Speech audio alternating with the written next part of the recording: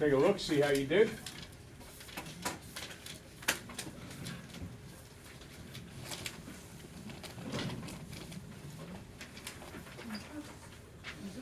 Yeah. X always goes first, like when we write it down, then Y. Yes, X, Y. Oh, okay. Very good. Y. No, don't call for Ava.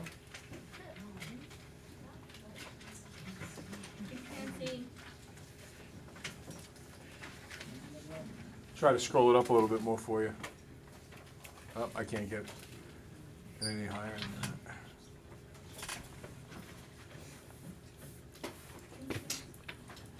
If you need to, stand, take a peek, and then sit down.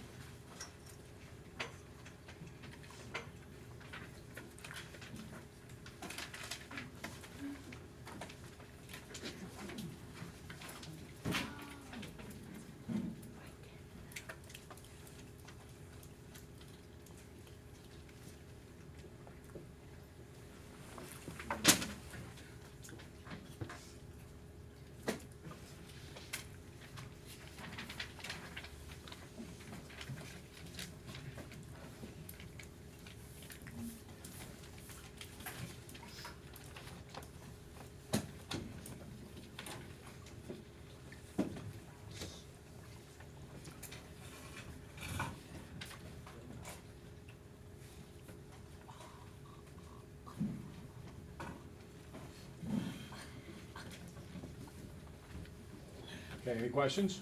No. Okay. Wait. 4, I got 5, 2. Like not negative. All right, so this is what I do. Ready? I go to 2,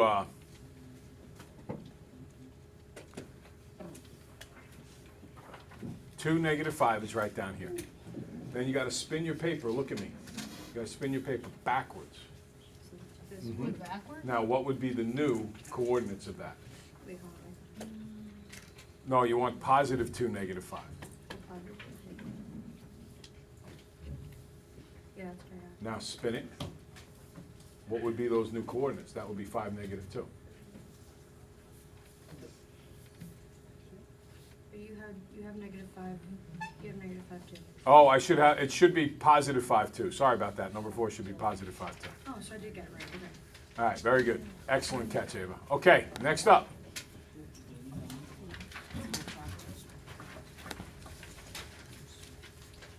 Right there.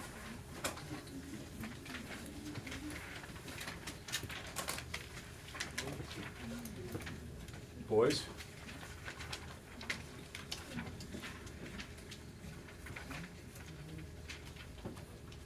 Any problems on these? Wait. 13. The 13, I'll get to 13 in just a sec. Anything 9 through 12? 12. The 12, it wants the hypotenuse of the triangle, and the hypotenuse is always across from the right angle. Okay. Okay? That's why I drew that little arrow there. See the arrow? Bless you. And number 13 says, which one's a right triangle? It's B. And all you do is a squared plus b squared is c squared and see which one checks. Okay, the only one that's going to check is B.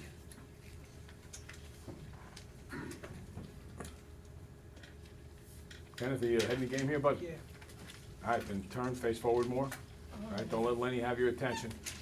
All right, next up.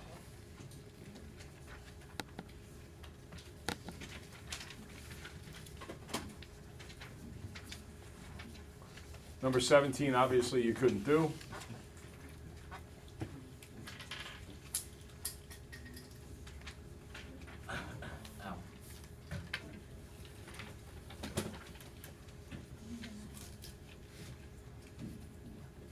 Are we looking here, guys? I understand 15.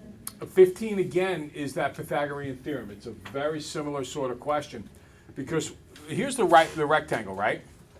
With a rectangle, don't I have a right angle in the vertices in the corners? Okay. So if I draw a diagonal, because it says a diagonal rope, if I draw that diagonal, don't I create a right triangle here? Yeah. And that's why I go to leg squared plus leg squared is Oh, hypotenuse okay. squared. Okay? Rachel, you with me here? Okay, any other questions? Hold on. Here's 18 and 19. Make sure when you write the answer to number 19, you do not put an X. Just 2/3, no X. Okay. What's that? I said they asked for the slope, I gave the. Oh, the y-intercept? Yeah. Okay. Next up.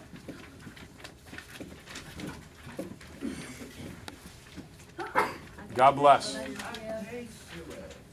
This is a picture of a reflection. It's been flipped over the line. I don't know where number 21 went.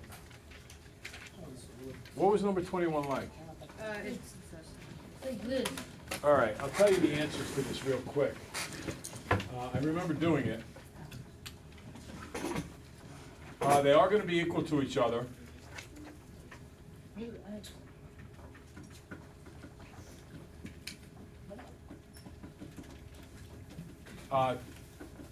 It should be 11 as the value of x. Ava, you have that they're equal. 5x minus 7 equals 2x plus 26, which is good. But for some reason, you changed 7 to 3. I did? Yeah, Why did I do that? I don't know. But you should add 7, that gives you 33, and subtract, so then it goes into 33 11 times. And the measure of each angle is going to work out to be 48. I think because I was looking at the other three.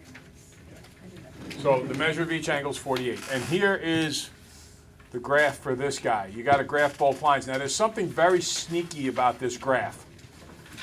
The sneaky thing about this graph is that each box is 2. So when this guy gives you a y-intercept of -1, watch, take a look, otherwise you're going to miss this. This is an old state question, so they will try to trick you on this. They gave you a y-intercept of -1. That y-intercept is not here, because this is -2. -1 is in between. And then I do the connect the dots straight across. Okay? And when it says a slope of 2, you go up 2, that just puts you in the middle over 1. Up 2 puts you in the middle over 1. Up 2 puts you in the middle over 1. Okay? And then the point where they meet is, it's not 1 comma 3 or 1 comma 1.5. Look at the numbers.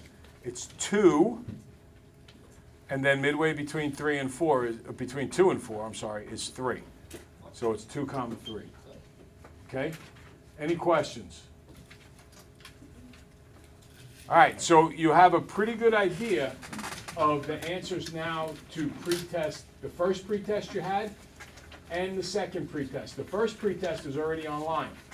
In about 5 minutes, I'm going to put this lesson, or this, what we just did together, online as well. By the end of the period, I should be able to project the answers to the last one that you're working on now. What's that? There's more. There's a lot more. Yeah, there's like 3 pages more. Why is it that,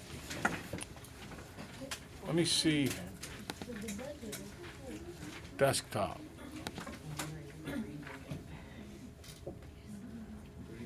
All right, let's go this one. No, that's one of them. No, that was, wait, that's the last one. Right. I'm just trying to look up all the ones. That one.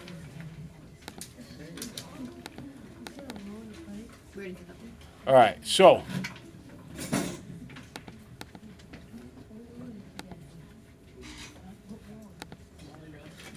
All right, ready? Now, this particular question, do you notice how, hold on, Shania. Do you notice how these two angles make up a straight line? Which is a half a circle. So how many degrees do they have between them? 180. So I set them equal to 180. The first angle, which is n minus 3, there it is. The second angle, which is 3n plus 23, there it is. Add them, I get 180.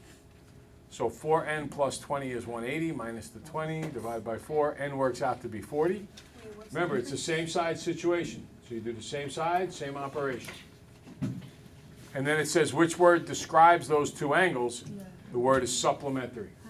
Ava, that's what supplementary means. Two angles next to each other add up to 180. When they're complementary, that's when you do like, 90.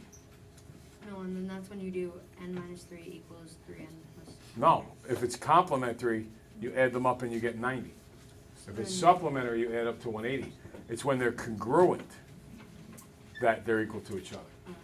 And the congruent ones would be ones that make a letter X, like the previous problem we just went over. That when I held your paper up. Oh, because those ones are not, okay, I get it. Okay. Next up, I don't know that these are in the correct order, but whatever order I come to them, let's just take them on it. All right. So there are your rates of change. Wait, what's Yeah. for question 24, what do we have to subtract again? Like -4 minus 3. Well, you could subtract them, but then if you did it that way, you would get -7 over -1, which would work out to be +7 too. Okay.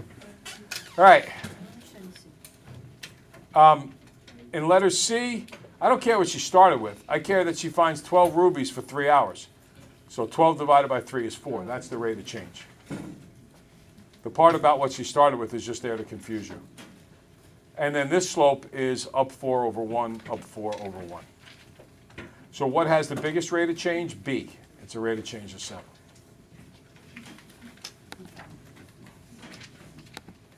And here's the graph. First, we take the green one and we flip it over the x-axis to create the blue one. Count and repeat. 1, 1. 4, 4. 7, 7. And then I take the green one and I translate or slide it over 1, 2, 3, 4, 5, 6, up 4. And every point has to go over 6, up 4, over 6, up 4, and then do connect the dot. Okay, any questions? All right, I think that covers it all now. Yep, all right. So now we've officially covered it. And you have had 2 opportunities to get this stuff down pat. And I hope you have. Now you're going to work on this third one at your desk. I will do the answers also. I've already started it. When I'm completely done with it, and when there's a couple of minutes left in the period, I'll project the answers in. You may not get a lot out of going over it at the end of the period, but I plan on putting it up on the website next period. So that means that if you go home and you look up the answers, they'll be there for you, so you can see what they were. Okay? All right, get started. Again.